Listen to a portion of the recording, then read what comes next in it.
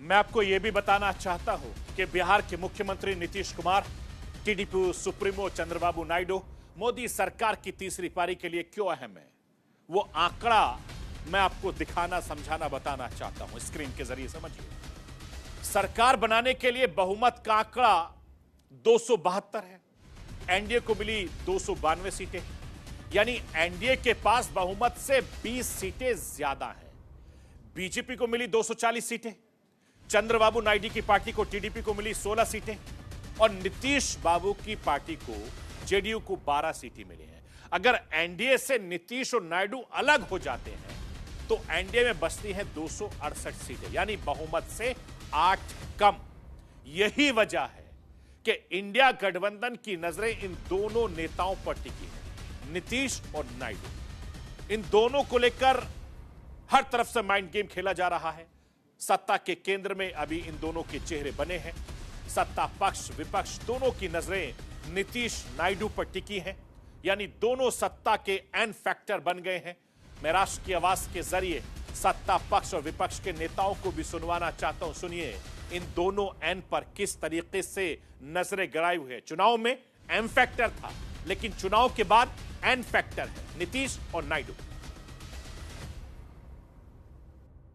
मुख्यमंत्री जी ने हमारे गठबंधन को मजबूती देने का काम किया और एनडीए का बिहार में जो प्रदर्शन रहा है उसका बड़ा श्रेय जहां एक तरफ हमारे प्रधानमंत्री आदरणीय नरेंद्र मोदी जी के नेतृत्व को जाता है, तो वहीं उसका श्रेय मेरे मुख्यमंत्री नीतीश कुमार जी को भी जाता है।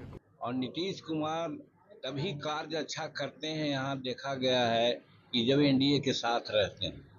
वैसी परिस्थिति में राजहित में कोई ऐसा निर्णय नीतीश कुमार नहीं लेंगे जिससे कि राज्य को कोई घाटा हो।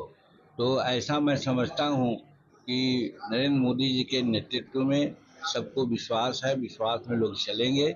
जहां तक इन दोनों नेताओं का प्रश्न है, 2019 के पहले किस प्रकार से खुद चंद्रबाबू नायडू जी ने पूरे देश में सबको संगठित करने का प्रयास किया था और मोदी जी की तानाशाही के खिलाफ फेडरल स्ट्रक्चर के मुद्दे को लेके यहीं दिल्ली के अंदर उन्होंने धरना भी दिया था कि राज्यों के हक मारे जा रहे हैं सरकार के द्वारा।